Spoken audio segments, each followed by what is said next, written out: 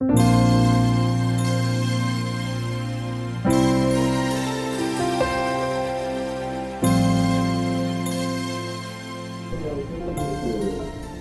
2006년에 개척을 해서 올해 이제 18해가 되었습니다. 그전에는 2004년, 2005년 2년 동안은 국내 통합집교회 안에서 태국인 예배부서 사역을 했었고요.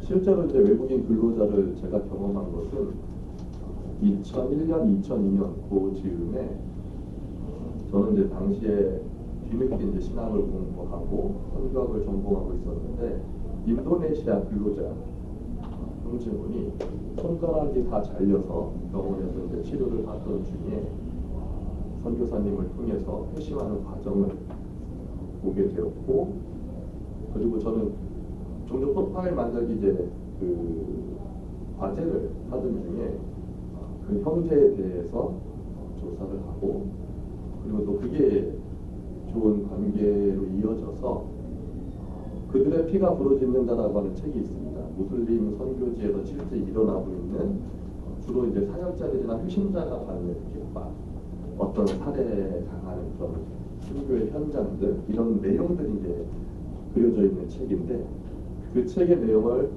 저는 원래 연극 배우로 살았었고 91년도부터 극단 현대 앙상블에서 연기 생활을 하고 있었습니다. 저희 극단 안 되신 분은 정주영 회장님, 현대그룹 정주영 회장님이셨고, 현대에서 저희를 이제 서포트하고 있었고, 그리고 최불암 선생님 저희 극단 대표로 계셨었어요. 그 극단에서 제가 연기를 활동을 했었으니까 자연스럽게 그 책을 희곡으로 다시 이제 써가지고 제가 모노드라마 공연을 하고 그 인도네시아 형제가 간증을 하는 그런 프로젝트 사역을 했던 것이 저에게 첫 이주민 사역, 이주 근로자 사역이 됩니다. 그것을 통해서 이제 2002년부터 하게 되었었고, 그러다 2003년에 태국으로 이제 전환을 하게 됐어요. 2001년, 2002년에는 아랍어 공부를 하면서 모슬림 선교를 준비하고 있던 터라 자연스럽게 인도네시아 근로자를 이제 만날 수 있었던 기회가 있었던 거고, 2002년에 제가 태국을 5월, 11월 이렇게 2번을 연속으로 갔다 오면서 태국에 대한 강력한 부르심의 확인을 받고 2003년도부터 수업으로 태국어를 이제 공부하면서 바로 태국 근로자 사역에 투입이 되었습니다.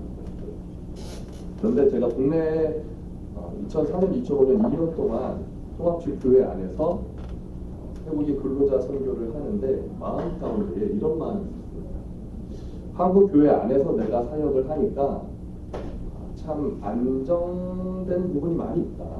너무 좋다. 그런 것은 어떤 것이냐면, 어쨌든 통합집교회 안에 있으니까 안정된 이제 사례비가 보장이 되죠. 그리고 구정이나 아니면 추석 때, 그런 명절 때 태국인 근로자들을 위한 전교인 수련회 뭐 이런 것들을 또 준비하거나 기획하게 될 때 기한서를 잘 써서 당에 올리게 되면 그들이 또 패스가 되면 예산도 저희가 이제 쓸 수 있었고, 교회 차도 얼마든지 쓸 수 있는, 그리고 이제 이야기만 잘하면 권사님들, 집사님들께서 그런 행사 때 오셔서 봉사해 주시고 식사도 준비해 주시는 그런 여러 가지 편리한 조건들이 있었습니다. 그런데 문제는 사역자인 저를 위해서가 아니라 우리 성도들의 영적 성장을 위하여서 얼마만큼 유익할까 하는 부분에서 굉장히 부정적인 결론이 났습니다. 첫 번째는 우리가 한국에서 태국인 근로자든 어떤 나라의 외국인 근로자 선교를 한다 할지라도 궁극적인 또 하나님께서 말씀하시는 그 목적들은 한국 안에서 그분들이 신앙생활을 경험하는 것이 아니라 그들이 그 본국에 들어가서 신앙을 지켜내고 복음으로 살아낼 수 있겠느냐, 그들의 나라를 복음화할 수 있겠느냐, 나아가서 세계 선교에 헌신될 수 있겠느냐 하는 부분인 것이죠. 그 부분은 또한 명확한 하나님의 기록된 말씀으로 주어지는 것입니다. 여러분들은 어떻게 생각하시나요? 특히 지금 이주민으로서의 어떤 경험들을 지금 계시잖아요. 선교사님이시죠. 네. 저 해외 나가 계시기도 하고, 아까 저쪽에 계셨던 분들은 미국에 이제 이주해 계신 지내고 또 이민자로서의 삶을 살 건데 하나님께서 우리를 향해서 말씀하실 때 앞에 또 우리 사연 목사님께서 환대에 대해서 너무 멋진 이야기를 해주셨는데요. 저는 환대에 대해서 두 가지 이제 생각을 가지고 선교에 접근을 해 나갑니다. 첫 번째는 우리가 일상 중에 그리스도인으로서 마땅히 사람과의 관계 속에서의 필요한 태도, 그것은 당연히 환대죠. 그런데 성경 안에서 하나님께서 선교적 환대는 어떤 거다라고 말씀하십니다. 선교적 환대는 어떤 거다? 선교적 환대는 환대의 주체를 바꿔주는 것. 다시 말해서 내가 환대를 하는 것이 아니라 내가 환대할 수 있는 권리를 상대방에게 넘겨주는 것. 그래서 예수님께서 이 땅에 오실 때 그를 영접하는 자, 환대하는 자, 복음을 환대하는 자는 구원을 얻습니다.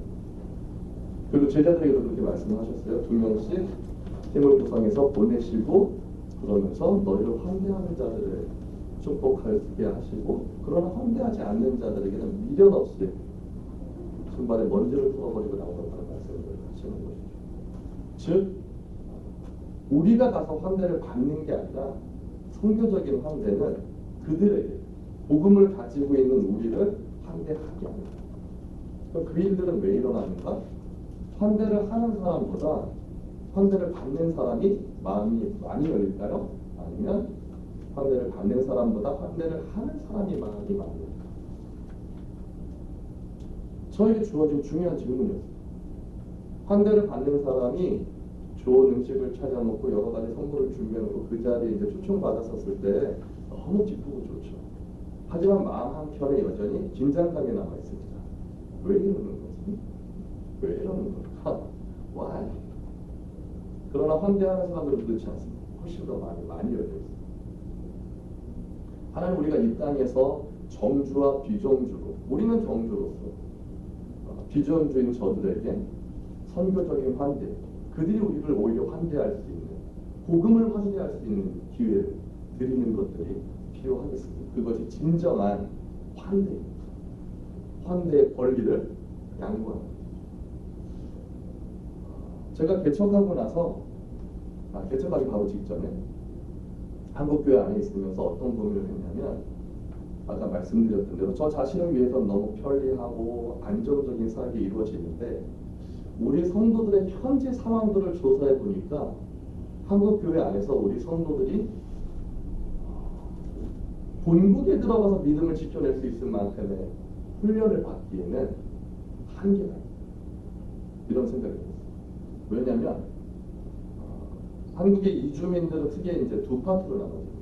정주와 비정주. 이 부분에서도 정주는 정착해서 계속해서 한국에서 살아갈 사람들. 또 우리는 이제 결혼 이주 다문화 가족들.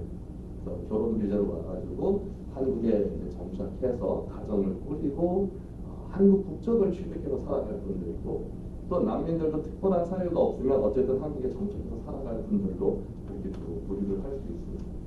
근데 저희 같은 경우는 저희 교회 같은 경우는 95%가 태국인 근로자 그리고 나머지 5%가 결혼 이주 여성 가족들 그런 상황이다 보니까 저희 교회는 비정주인들을 위한 교회 유학생도 비정주입니다. 어느 때가 되면 본국으로 다 들어가실 분들입니다.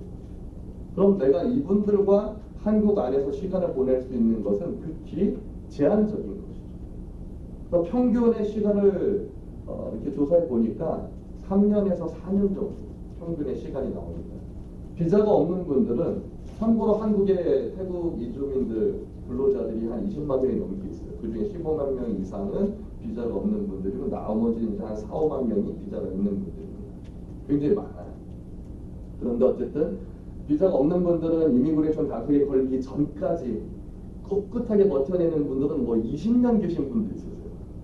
그래서 이제 자기 딸내미도 오게 하고 그런 분들도 계시고 화면에 이제 비자 없는 분들은 한국에 온 지 일주일 만에 단속에 걸려가지고 바로 추방을 당하시는 경우도 있고 비자 있는 분들은 보통 이제 3년 하고 이제 연장 해가지고 계시는데 연장을 못 받는 분들이 훨씬 더 많은 것 같아요. 그래서 평균의 시간을 보니까 한 3에서 4년 정도 되겠다. 그런데 단 한 번도 예수를 들어본 적도 없고 교회를 가본 적도 없는 분들이, 가본 적이 없는 것이 아니라 교회를 본 적도 없는 분들이 한국에 와서 교회를 통해서 예배를 경험하지만 그들이 3년, 4년의 시간을 100% 출석할 수 있다? 이건 기대할 수 있는 내용은 아닙니다. 제가 최근에 한국교회에서 이런 강의를 하면서 성도분들에게 동일한 질문을 많이 했었어요. 여러분들은 최근 3, 4년 동안 주일 예배를 온전히 다 100% 개근하여 지키셨습니까? 대답하시는 분이 거의 없어요. 한국 크리스천들도 어려운 이 문제를 단 한 번도 예수를 들어본 적 없고 교회를 본 적도 없는 분들한테 기대한다는 것은 아주 너무 무리수다. 그렇다면 태국의 현지 상황은 캐톨릭을 통해서 예수라고 하는 이름이 들어간 지 600년이 넘었습니다. 나름대로 태국이 예수라고 하는 이름 들어간 지 꽤 오래됐어요. 그리고 개신교교의 선교로도 200년이 넘었습니다. 우리나라보다 훨씬 빨라요. 오래됐습니다. 그런데 1%를 넘지 못합니다. 0.67%에서 0.7% 정도 봅니다. 그런 와중에 또 하나 더 큰 문제가 있어요. 한국에 와 있는 태국인 근로자들은 상당수가 태국에서 동북부 이산 지역이라고 하는 곳에서 오셨어요.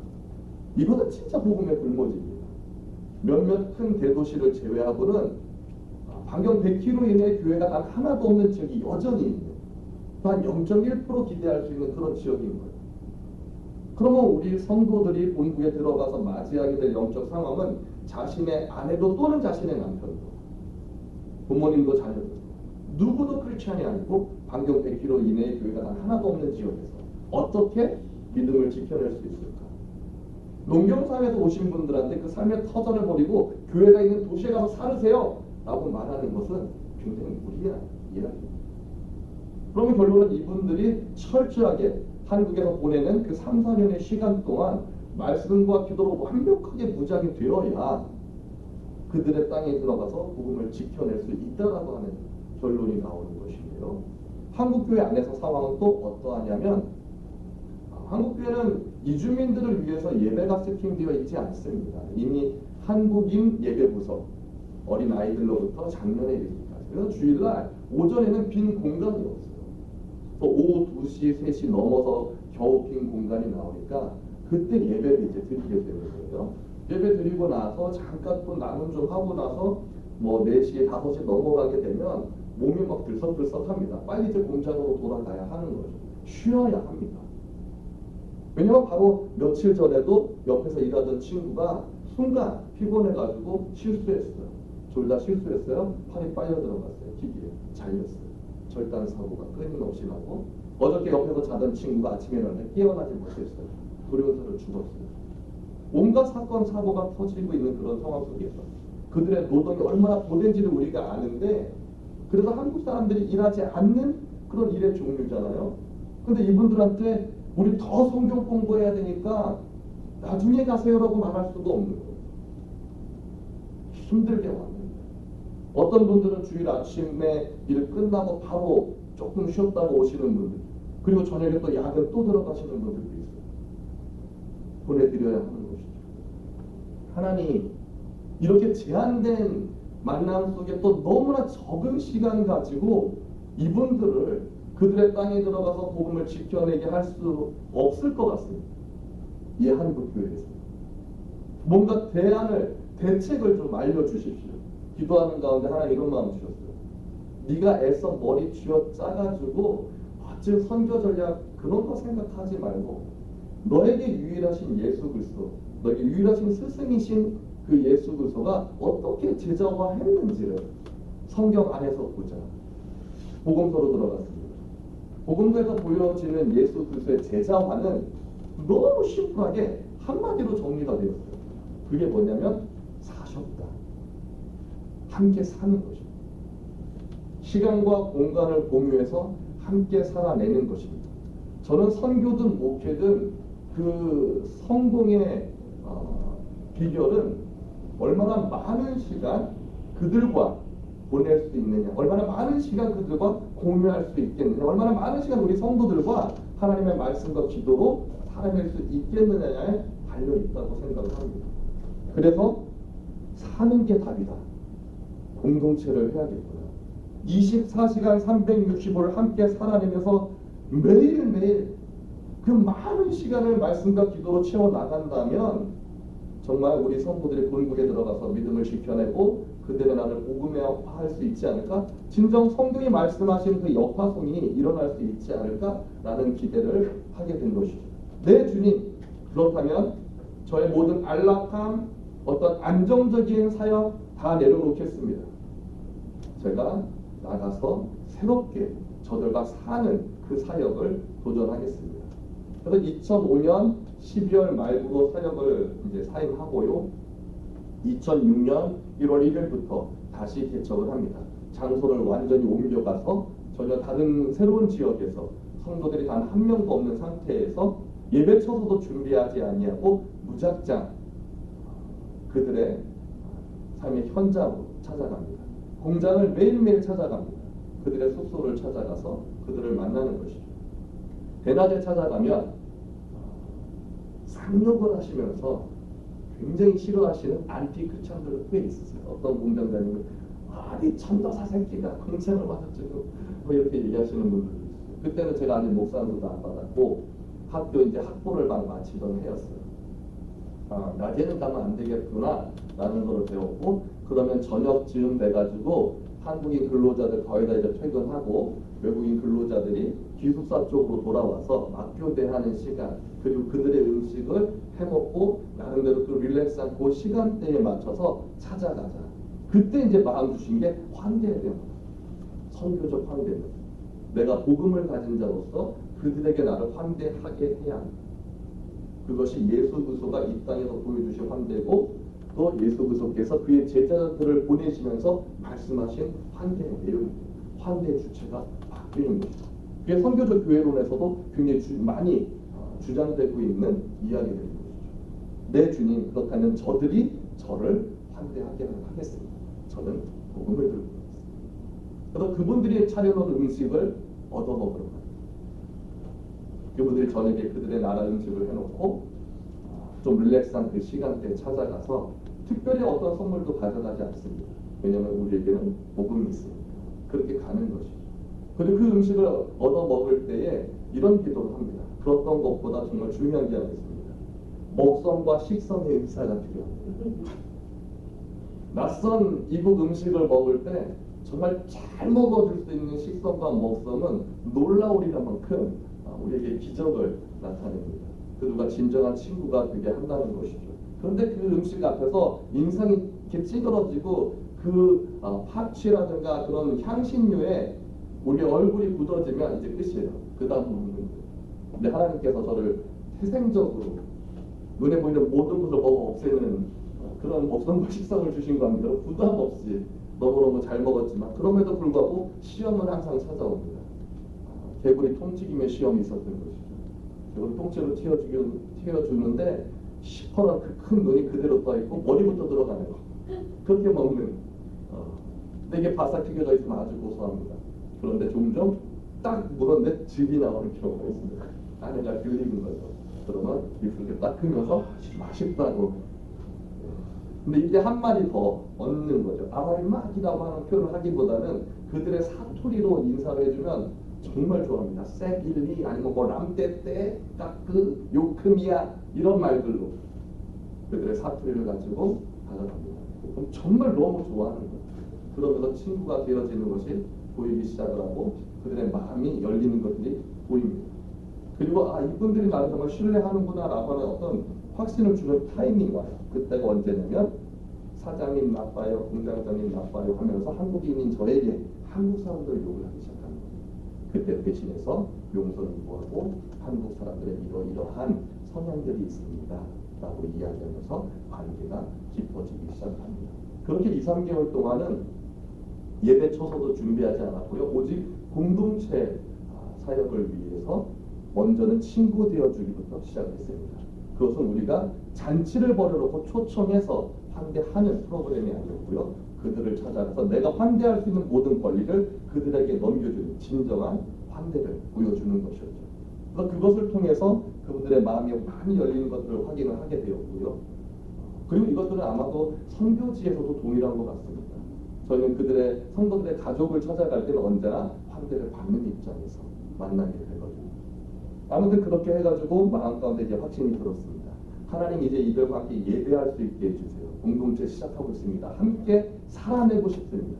그런데 하나님께서 과정을 거쳐가자라고 하시는 거예요. 그래서 당장 사는 걸 못했고요. 한 작은 교회에 조그만 룸을 빌려가지고 또 거기서 한 4, 5개월, 한 10명 들어가면 꽉 차는 작은 공간에서 첫 예배를 드렸습니다. 그리고 4, 5개월쯤 되니까 그 장소가 좁아졌어요. 두 번째 장소로 이제 옮겼습니다. 음양 전시장에서 예배를 드렸습니다. 또 여러 달 이렇게 드리다 보니까 고가의 장비들이 있는 것이 뭔가 불편했습니다. 그리고는 급기야 용감하게 48평의 공간을 처음으로 렌트해서 한쪽에 중고 파티션 놓고 밥을 해 먹을 수 있는 도구들을 조금 놓고 그리고 거기서 첫 어떤 우리만의 공간을 가진 상태에서 예배를 드렸습니다. 10개월 딱 보냈습니다. 그리고 마음 가운데 이제 이들과 살 때가 되었다라는 확신이 들어서 집을 싹 정리해버리고 그 예산을 가지고 다시 2층 43평, 3층에 43평 독채를 렌트해가지고 이제 아예 인테리어를 한 거죠.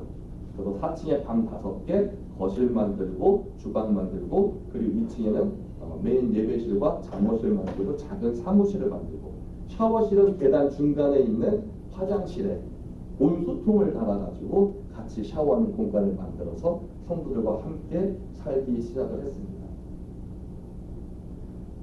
그렇게 살다 보니까 정말 하나님의 말씀을 히어링할 수 있는 시간이 엄청 많아지는 거예요.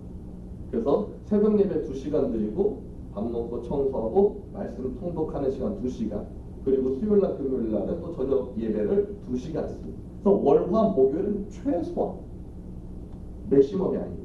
최소한 4시간 수요일 금요일은 최소한 6시간 그리고 주말 토요일과 주일은 48시간 홀로 하나님의 말씀과 기도로 쉐어링하고 나누는 그런 시간들로 채워졌습니다. 성도들 전체가 교회로 사는 것은 아닙니다. 기본적으로 공장 기숙사에서 주말은 매주 명절 같습니다. 다들 일 끝나면 들어오셔서 합숙을 하게 되고 또 실직하셔서 오갈 데가 없으십니다. 함께 집이 없으니까 외국인 근로자니까 공장에서 머물고 또 출산을 해야 되는 경우들도 있습니다. 부부가 와서 일을 하다가 아이를 가진 것이죠. 이런 경우에는 아이 낳기 한 달 전에 들어와서 몸조리 하다가 출산하고 출산 이후에 3개월 정도 다시 몸조리를 합니다. 보통 한 4개월 정도 머물게 됩니다. 그 외에 또 이러저러한 질병과 또는 산재에 해당하는 수준의 어떤 절단되는 그런 큰 사고들 또 질병들이 있었을 때 통원 치료해야 되는데 공장에서 그렇게 배려해주지 않기 때문에 근로를 그만두시고 이제 교회에 와서 함께 살면서 지내고 또 어떤 분들은 마음 가운데 그 예배 감동이 있으니까 교회 가까이에 있는 공장을 얻어가지고 출퇴근을 하는 분들까지 많게는 평일에도 20-30명이 함께 사는 공간이 되기도 하고 그리고 적게는 뭐 한 10명 정도가 지내기도 합니다. 그러나 주말에는 역시 전체가 모여지는 그런 공간이 된 것이죠. 그 속에서 정말 하나님의 말씀을 마음껏 쉐어링할 수 있는 시간과 공간이 확보가 되고 나니까 성도들 안에 말씀에 대한 어떤 지적 욕구 등 정말 말씀을 알고 싶은 그런 충만한 욕구들이 일어나는 것들을 봅니다. 그때 하나님께서 위대한 일을 해주신 거예요. 김죽식 선교사님이라고 참 훌륭하신 선교사님께서 태국에서 아주 오랫동안 출판사 활동도 하시고 신학교 사역도 하셨는데 그 선교사님이 방콕 바이블 세미너리라고 하는 태국에서 가장 큰 신학교 과정을 한국에서 할 수 있도록 길을 열어주셨어요.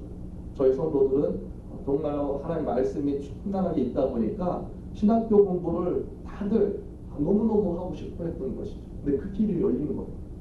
그래가지고 저희가 이제 신청을 하고 초기에는 선교사님께서 준비해 주신 그 프로그램에 저희가 참여를 하고 물론 지금은 저희가 또 방콕 그 펜타코스타 신학교 과정을 직접 학사를 운영하기도 합니다. 어쨌든 그 시간들을 통해서 2006년에서 올해 2023년, 24년 18해가 되었잖아요. 태국인 근로자들입니다. 그런데 그 가운데 70여 명의 신학생들이 배출이 되고 그리고 나서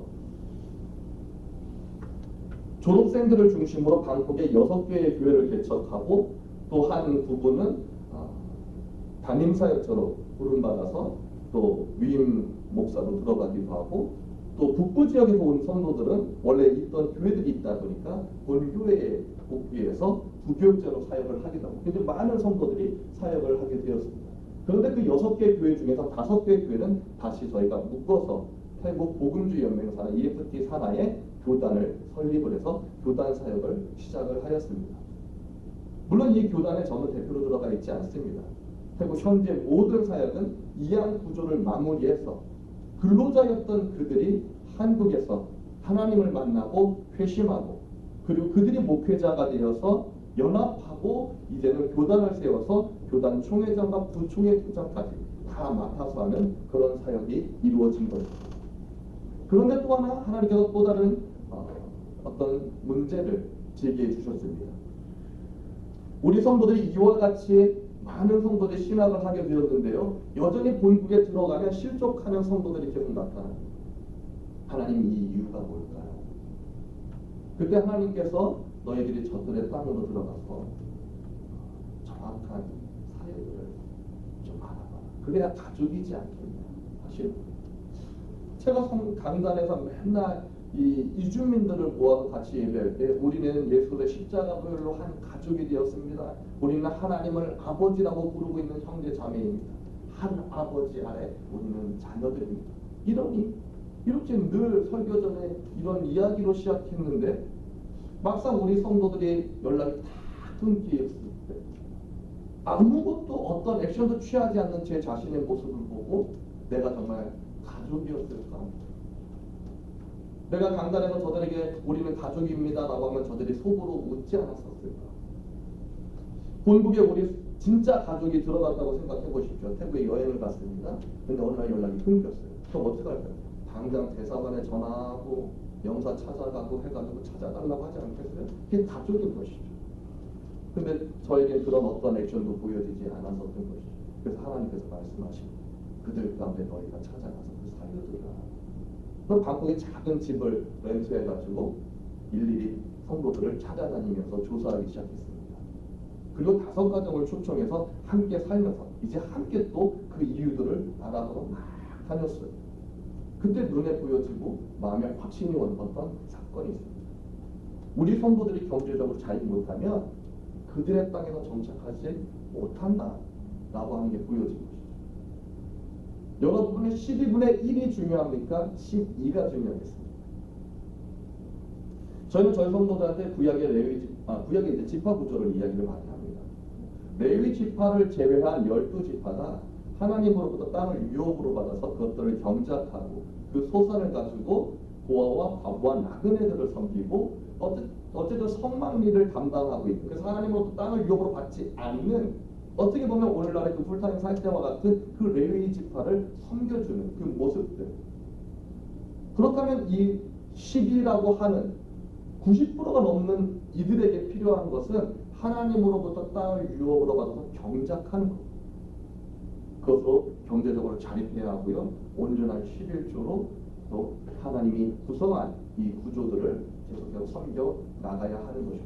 목사 혼자 교회가 될 수 없는 거죠.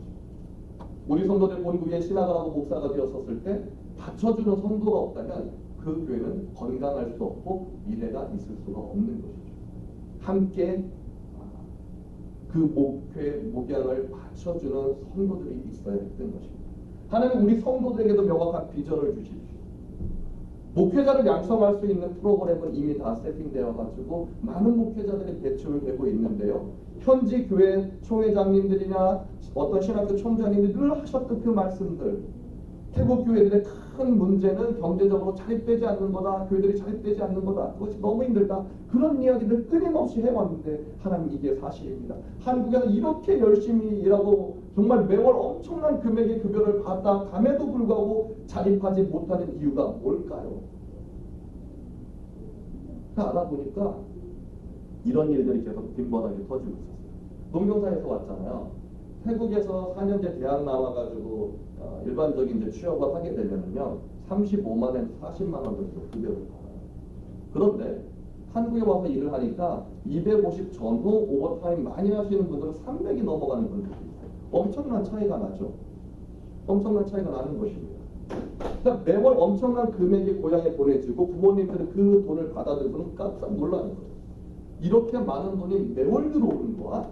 흥분하셔가지고 어떤 일을 하느냐? 경운기도 바꾸고 트랙터도 바꿉니다. 일제로 아주 좋은 기계들, 비싼 기계들로 장기 할부로 바꿔놓는 겁니다. 자기 자녀가 3, 4년 있으면 돌아온다는 걸 생각 못하는 것이죠. 그리고 자녀가 이제 돌아갔습니다. 그런데 할부가 여전히 남아있는 거예요. 그러면 만약에 이 할부금이 우리나라 돈으로 한 20만 원 정도였다면 귀국한 성도분이 어떻게든 감당했었을지 모르겠습니다.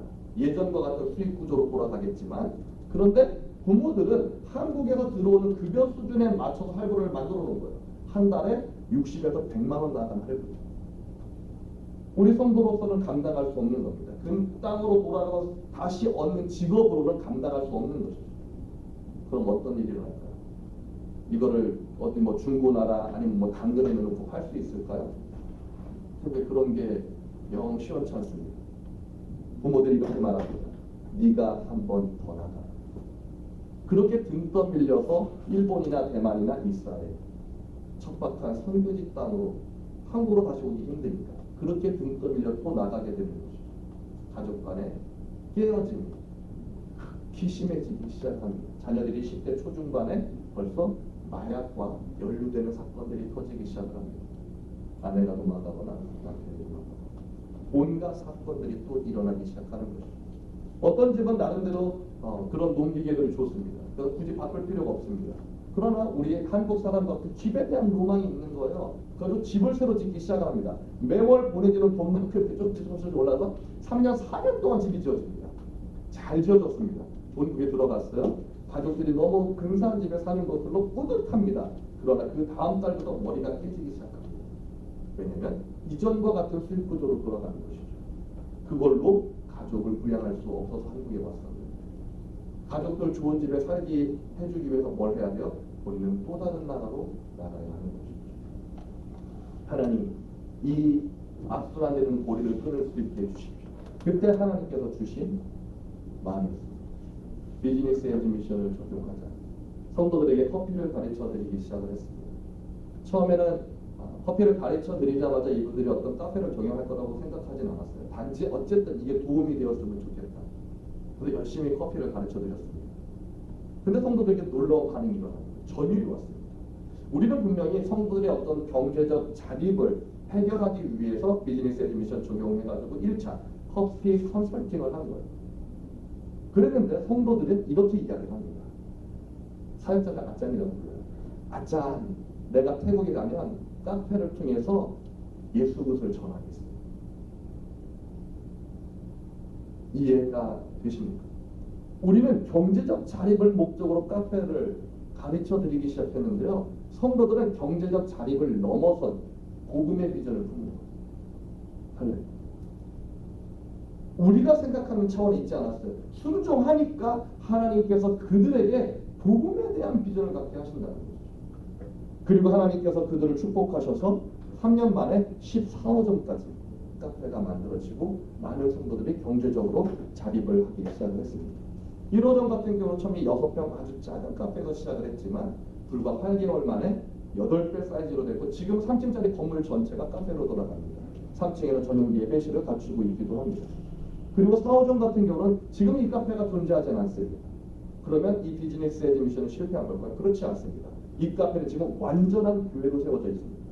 카페를 경영했던 자매 성도가 기도하면서 계속해서 열심히 경영을 했습니다. 그런데 많은 젊은 친구들에게 복음을 전하지 않고는 견딜 수가 없는 그런 마음이 일어나기 시작을 한 거예요.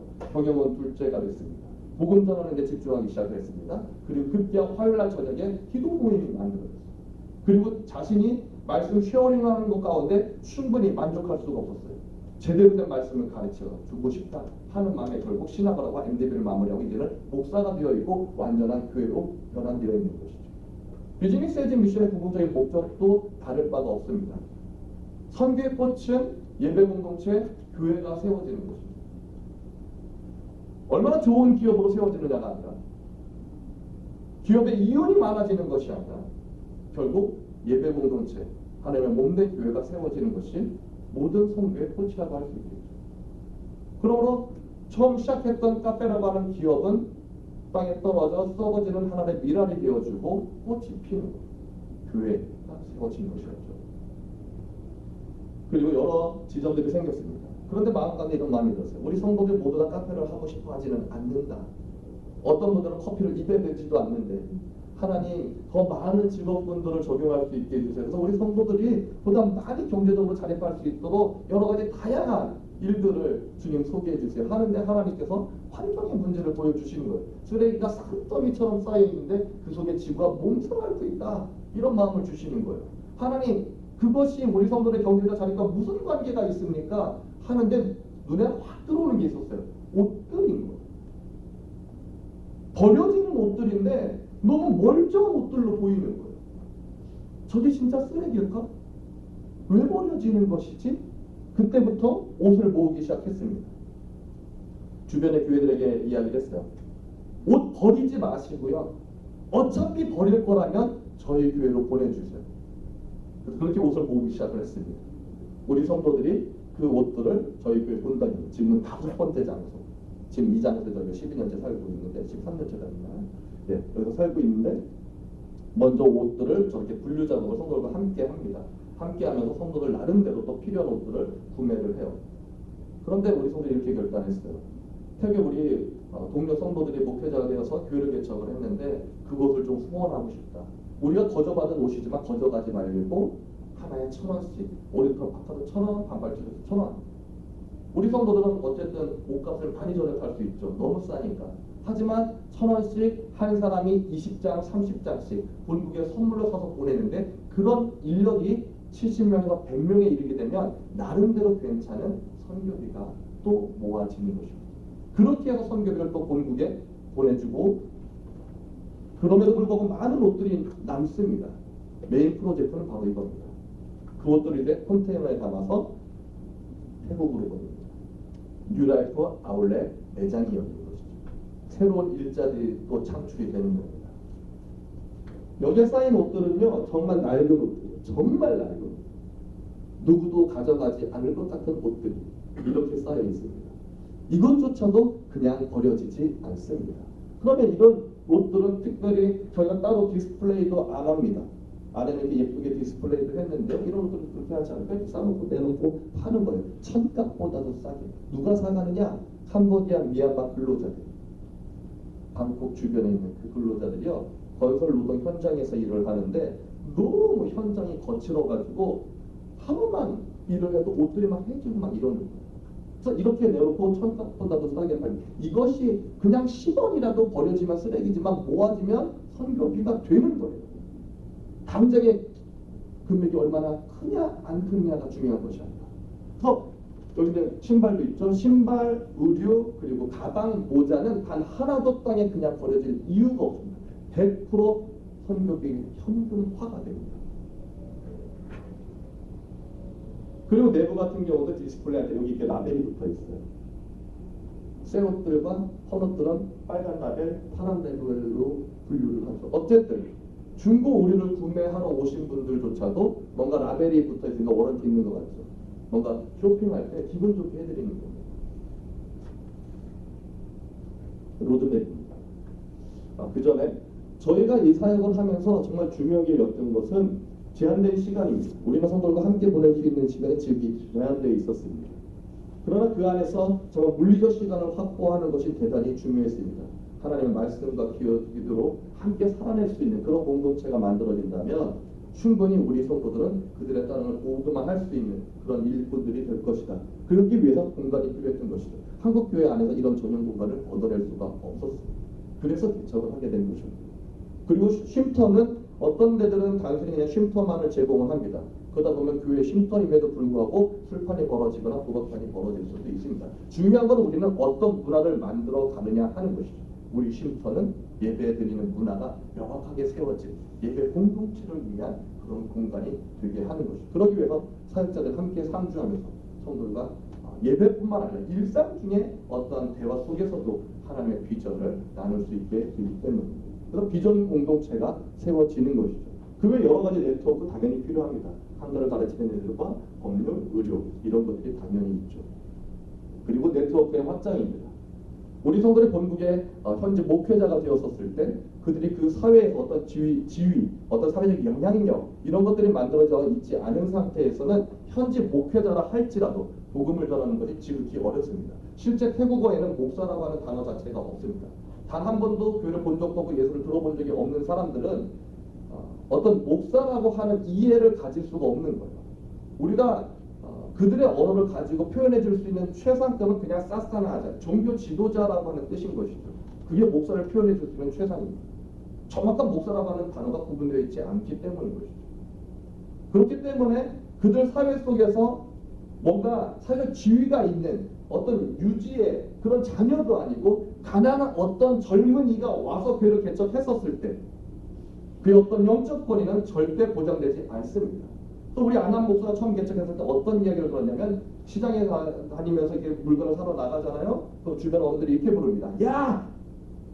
이게 목사가 들어야 할 첫 자기 부르는 거죠. 야! 아니면 이제 알게 되면 안한! 어이! 그 속에서 그의 어떤 복음의 메시지는 어떤 무게감 자체를 갖기가 어려워지는 것입니다.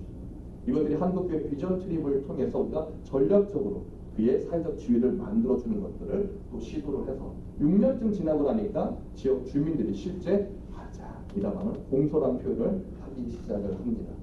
그래서 이러한 네트워크들도 대단히 중요합니다. 그런데 우리가 이 사역 전체를 이제는 한국교회와 함께 풀어간다면 훨씬 더 효과적인 단시간 내에 저희보다 더 많은 열매들을 이루어낼 수 있을 거라고 생각합니다. 저희는 로드맵을 짤 때요. 한 텀을 6년으로 보지 않습니다. 한 텀 너무 6년 짧아가지고 12년을 한 텀으로 봅니다. 그리고 그 12년 마스터 플랜을 4단계로 다시 나눕니다. 첫 번째 단계 개척기. 이때는 한국교회와 함께 인큐베이팅 단계로 전체적인 어떤 후원 구조 속에서 진행하는 단계. 그러나 정착기에 접어들면서 전도에 올인한 그 개척기를 통해서 이루어진 열매들로 제자화가 진행이 되고 이제는 자립을 준비하는 단계. 어떤 후원의 50%를 쉽게 말하면 건물의 렌트비를 스스로 감당을 하던가 그런 식의 어떤 구조를 만들어가는 단계라고 할 수 있습니다.